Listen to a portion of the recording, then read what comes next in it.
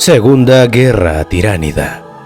La flota enjambre Gorgona invade el espacio del Imperio Tau, empujándolos a una mortal lucha por la supervivencia. 250 años terrestres después del ataque de las flotas Behemoth, Kraken despierta de su largo sueño e invade el margen oriental. Los sectores de Diatan, Salem y Viridian caen en silencio mientras la sombra de la disformidad los envuelve. Tras la derrota de la flota enjambre Behemoth, algunos observadores imperiales creyeron que la amenaza tiránida había terminado. La humanidad ha sobrevivido a innumerables amenazas Xenos, señalaron, cada una de ellas destructiva por derecho propio, pero en última instancia, menor en el gran esquema del imperio en general. Pasaron varios siglos antes de que esta suposición resultara ser la peor clase de optimismo tonto. El inicio de la segunda invasión tiránida fue sutil e insidioso. Esta nueva flota colmena dividió su fuerza entre muchos arcillos separados. Esto permitió a Kraken atacar muchos sistemas planetarios a la vez y también extender la sombra de la disformidad a través de un área mucho más amplia del espacio. Como resultado, pasó mucho tiempo hasta que la noticia de la invasión llegó a las autoridades imperiales. Muchos mundos fueron devorados durante ese retraso. Una vez iniciado el contraataque imperial y declarada oficialmente la Segunda Guerra Tiránida, la humanidad descubrió la verdadera naturaleza de esta nueva amenaza. La flota enjambre Kraken era un astuto depredador de emboscada que siempre buscaba rodear, flanquear y sorprender a su presa. Organismos de vanguardia pululaban ante él, desestabilizando mundos con actos de matanza y sabotaje subrepticios. Los organismos que hacen túneles socavaron las líneas de defensa humanas, pasando por puntos de resistencia especialmente formidables al ataque desde lugares inesperados.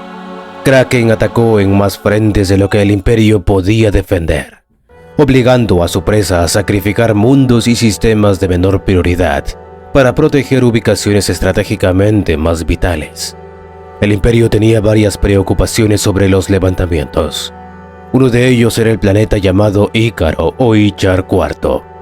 Era vital para el funcionamiento de la región oriental, ya que sus enormes fábricas forman el centro y eje de uno de los pocos sectores densamente poblados en el Ultima Segmentum.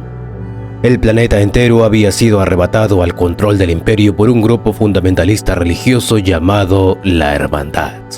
Años antes, habían capturado los corazones y las mentes de la población del planeta, al predicar el regreso del emperador y prometer mejores tiempos por venir.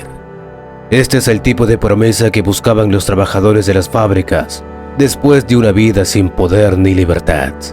La Hermandad rápidamente instaló misiones y capillas en las regiones pobres del planeta. La eclesiarquía vigiló a la Hermandad en busca de cualquier signo de corrupción o herejía, pero no se pudo encontrar ninguno. Finalmente se solicitó y concedió permiso para la construcción de una catedral de la Hermandad en Lomas, la ciudad más grande de Ícaro IV. Poco después de la finalización comenzaron los problemas. La Hermandad se negó a pagar sus diezmos al gobernador planetario y no permitió que sus miembros fueran incorporados a la Fuerza de Defensa Planetaria. Los predicadores provocaron un frenesí en la población, diciendo que el emperador regresaría pronto. Las milicias de la Hermandad comenzaron a vagar por las calles, castigando a más incrédulos que a verdaderos criminales. Las cosas llegaron a su punto máximo cuando estallaron disturbios durante una manifestación masiva frente a la gran catedral. Los árbitros del Adeptus Arbites avanzaron con mazos de poder y escudos de supresión, pero fueron atacados desde la catedral. Los árbitros respondieron al fuego y mataron a varios miembros de la milicia de la Hermandad. Esto enfureció a la turba y avanzaron varias veces, lo que finalmente obligó a los árbitros a retroceder, especialmente porque otra turba más grande acababa de llegar para apoyarlos.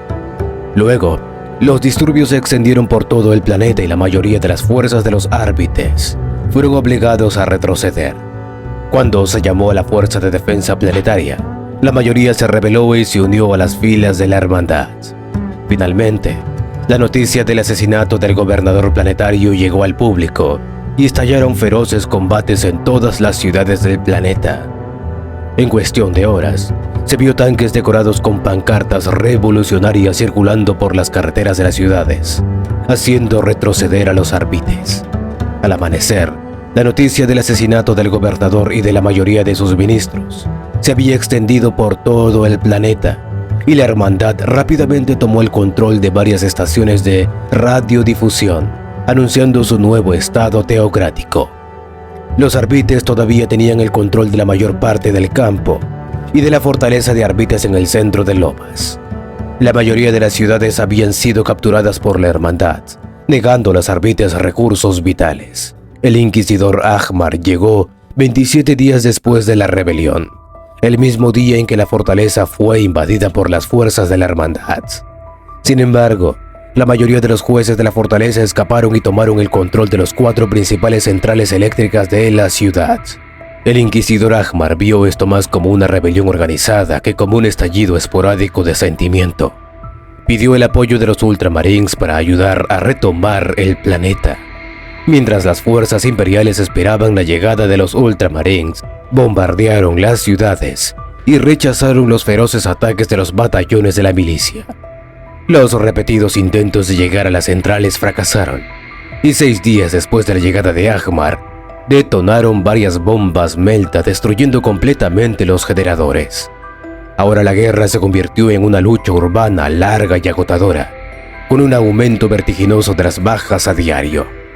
Cada puerta podría haber tenido una trampa explosiva y había francotiradores repartidos por todas las ciudades.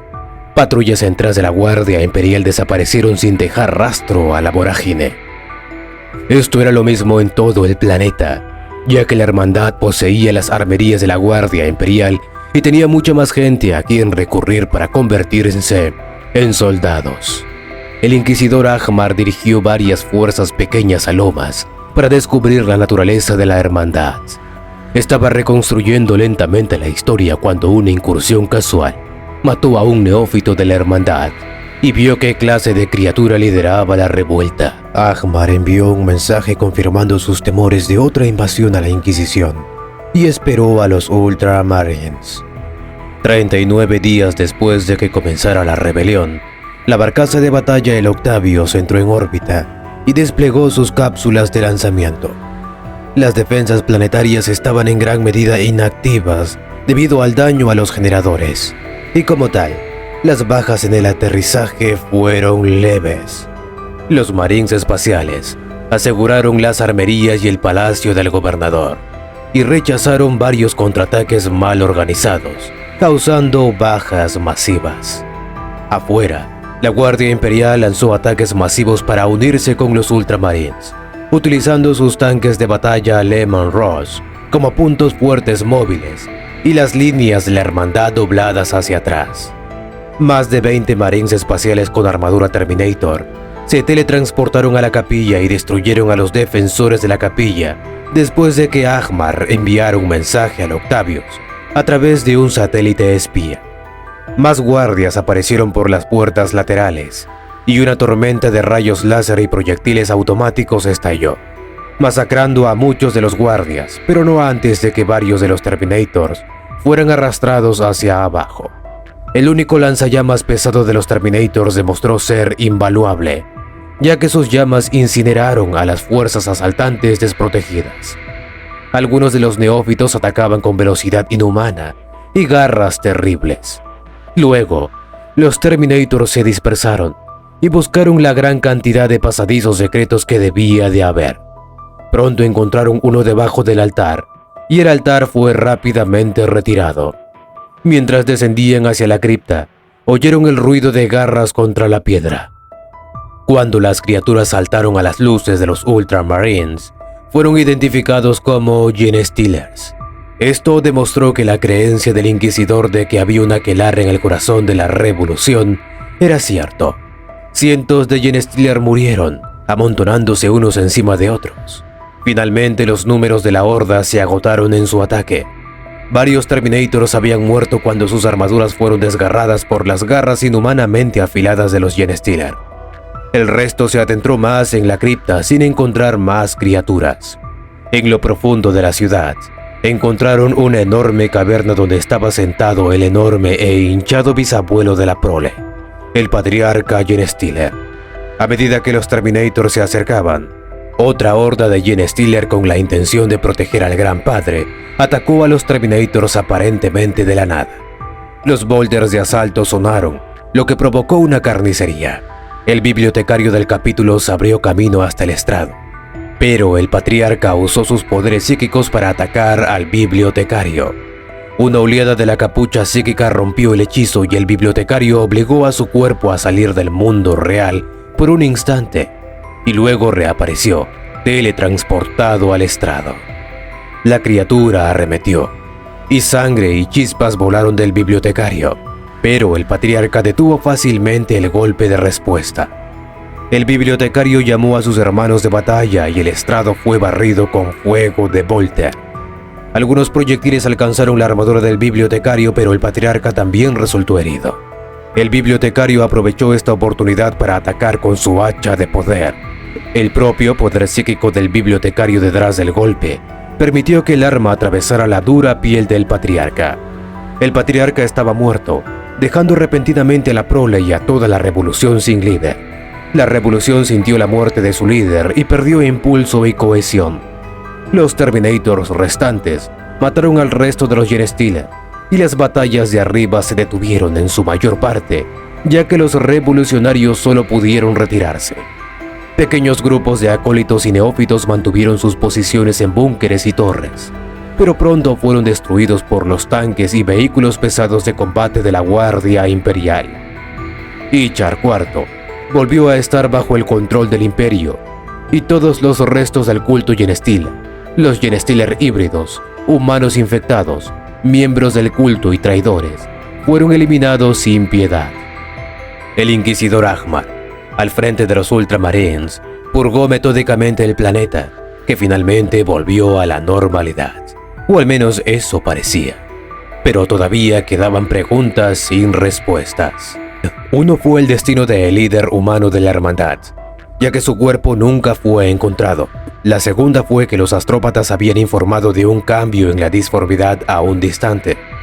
Pero el mayor de los astrópatas había sentido el llamado del patriarca y sintió el cambio en la disformidad.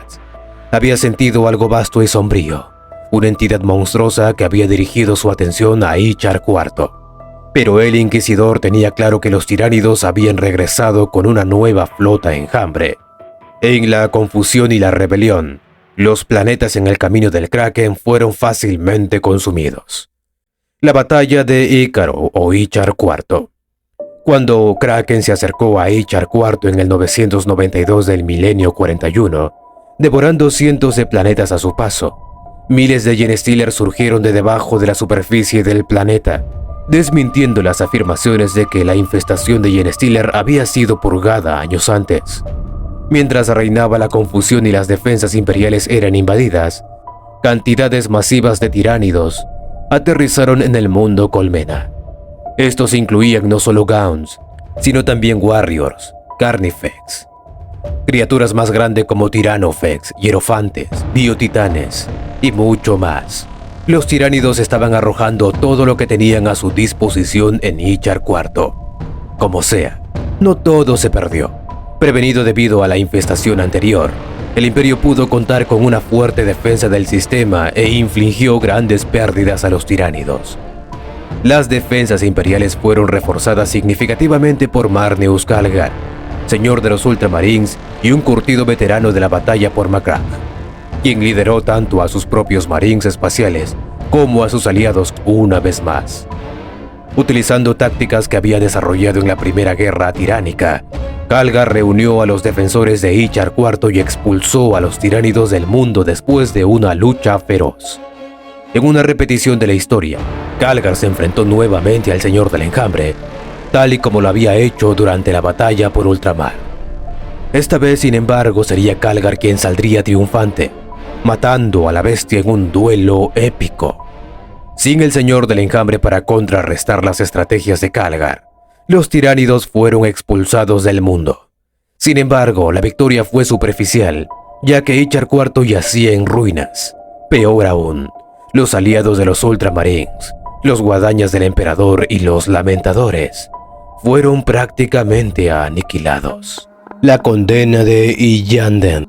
Aproximadamente al mismo tiempo que un tentáculo de la flota enjambre Kraken luchaba contra el imperio en Ishtar IV, otro se acercaba a Iyanden, uno de los mundos astronave más grandes y densamente poblados de los Aeldari. Sería ahí, medio de su extraña arquitectura y sus inquietantes salones de hueso espectral, donde se produciría la más sangrienta de las guerras jamás libradas entre los Aeldari y los tiránidos.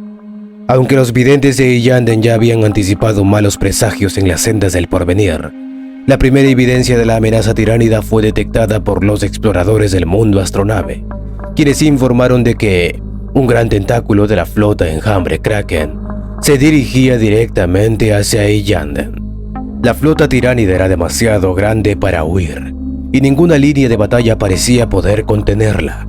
El vidente Kelmon, líder espiritual de Iyanden, declaró que todos los habitantes del mundo astronave debían luchar juntos si querían tener una mínima esperanza de sobrevivir. El mundo astronave al completo se preparó para la guerra, y llevando a cabo el sagrado ritual, el avatar del dios de la mano ensangrentada fue despertado.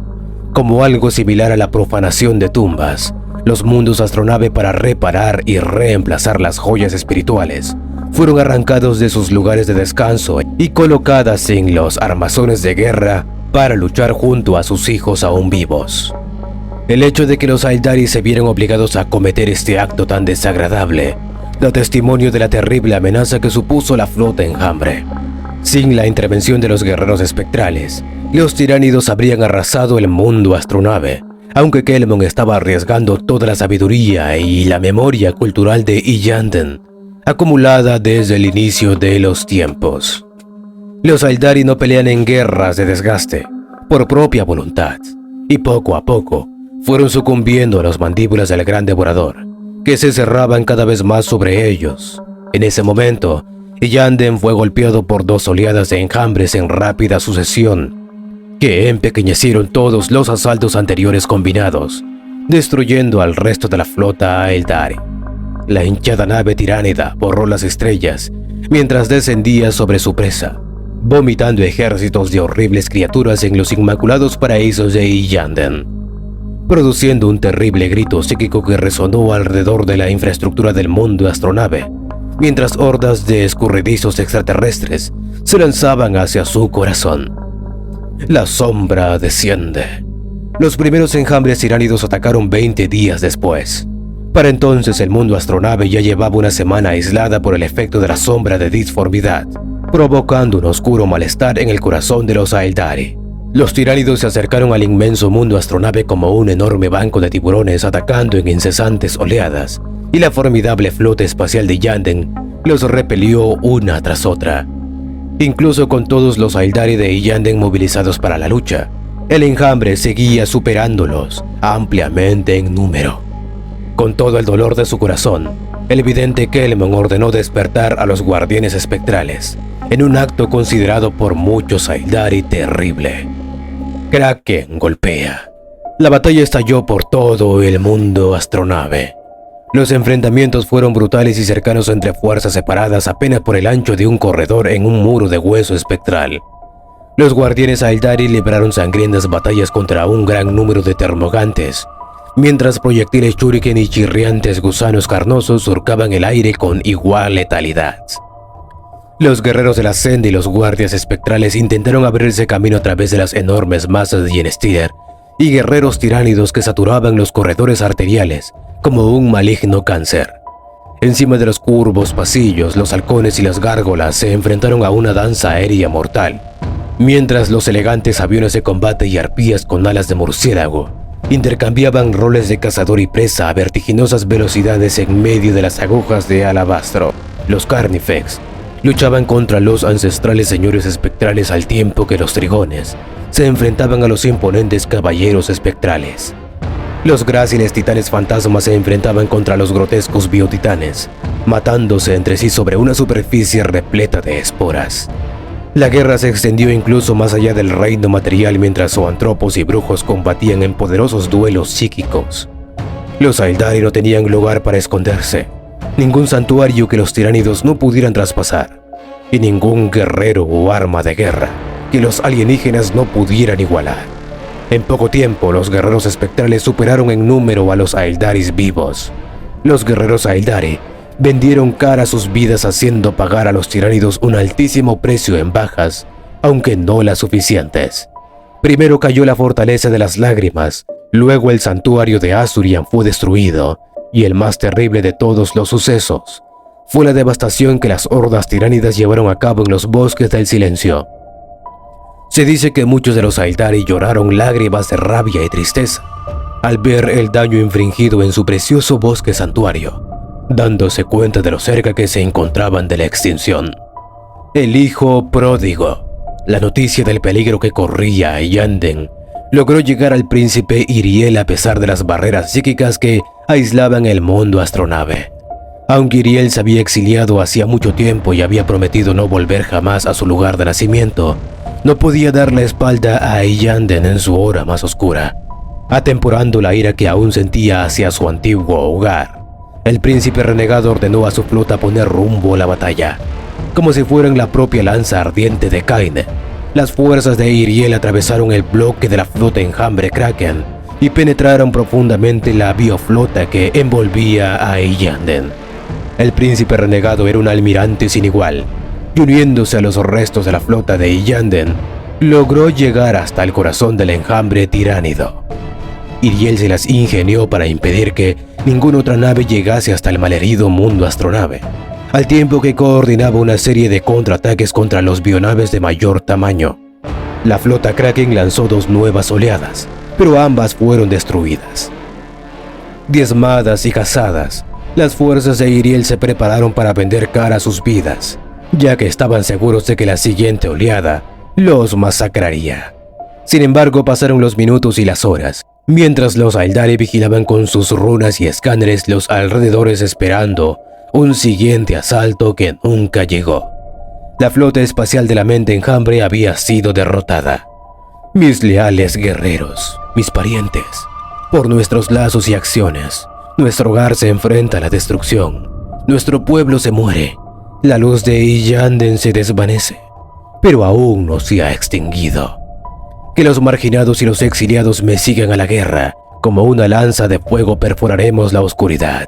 Llevaremos la ruina de la inmundicia engendrada por el vacío que busca profanar el santuario de Azurian. Si vamos a morir aquí, que sea con la espada en la mano, en medio de los espíritus de nuestros antepasados y de los cuerpos de nuestros enemigos. ¿Qué dicen, exiliados de Iyanden? ¿Están conmigo? Príncipe Iriel, gran almirante y de los misteriosos corsarios. Matarás un monstruo. Bajo los cielos de Iyanden, la batalla por el alma del mundo astronave aún ardía. Los tiránidos, que ahora se comportaban como ratas acorraladas, se lanzaron contra los Aeldari con una ferocidad renovada. Un enorme tiránido de enjambre lideraba la frenética horda y ni el shuriken ni la espada podía perforar la piel del monstruo. Allí donde el tirano de enjambre elegía atacar, provocaba una masacre de enemigos barriendo cualquier bolsa de resistencia a Aeldari. La confrontación final se acercaba y la victoria estaba al alcance de la flota enjambre. Pero en lugar de encontrarse con la acorazada figura Aeldari, el monstruo ordenó a sus súbditos atacar al avatar, y no uno sino una docena de Carnifex salieron en estampida hacia el avatar envuelto en llamas. Ni siquiera la encarnación del dios de la mano ensangrentada pudo prevalecer ante un ataque tan descomunal como aquel con la muerte del avatar. Los últimos vestigios de esperanza de los Aeldari desaparecieron. Pero en un acto de lealtad que restauraría a Iriel como héroe de su pueblo, el príncipe corsario y sus fuerzas desembarcaron de sus impolutas naves para reforzar a los supervivientes que defendían Iyanden. Los tiránidos estaban a punto de vencer cuando el mismo Iriel se lanzó contra las líneas enemigas empuñando la temible y maldita lanza del crepúsculo. Esta antigua arma, encerrada en éxtasis por los videntes de Iyanden, tenía tal poder que eventualmente consumiría la fuerza vital de aquel que la empuñara. Que Iriel estuviera dispuesto a sacrificar no solo su vida, sino también su inmortal alma, era un testimonio de las drásticas medidas que debieron tomarse para derrotar a la amenaza tiránida. Con un fluido movimiento, Iriel empujó la lanza del crepúsculo dentro de las fauces abiertas del tirano de enjambre, sacándola por la parte posterior de su quitinoso cráneo. Con un aullido de dolor, el tirano de enjambre se derrumbó y murió a los pies de Iriel. Los últimos ecos del grito de muerte del monstruo señalaron la derrota de la horda alienígena. Con su conducto sináptico roto, los tiránidos restantes dejaron de atacar como una mente unida, volviendo a sus instintos más básicos. Los invasores alienígenas dispersos fueron sistemáticamente cazados y eliminados en una serie de cruentas batallas unilaterales. El ataque tiránido sobre Yanden había finalizado. El precio de la victoria. La victoria de Yanden fue ciertamente amarga, si bien la flota enjambre Kraken había sido derrotada. El mundo astronave estaba en ruinas. 4/5 partes de la población de Yanden yacía muertas, lo cual suponía un terrible golpe para la decadente raza Aeldari. Entre los asesinados se encontraba el vidente Kelemon, rodeado por una docena de tiránidos cuyos retorcidos cuerpos mostraban las marcas de su fuego psíquico. Peor aún, todas las almas dentro de las piedras espirituales que habían sido destruidas por los tiránidos se habían perdido para siempre, y Yanden nunca se recuperaría del todo. Los Aeldari habían aprendido una dolorosa lección. No debían subestimar nunca más la amenaza del gran devorador. La flota enjambre Kraken había quedado convertida en poco más que fragmentos dispersos. Pero esta derrota no había sido lograda solo gracias a los defensores de Yanden, ni solo a las acciones de los Ultramarines de Ishtar IV. Los Aeldari y el Imperio habían estado luchando como aliados involuntarios. Si Kraken no hubiera golpeado a Yanden, la victoria de los Ultramarines en Ishtar IV habría sido imposible y viceversa. Si Ishtar IV o Yanden hubieran caído, Kraken habría resultado imparable. Fin.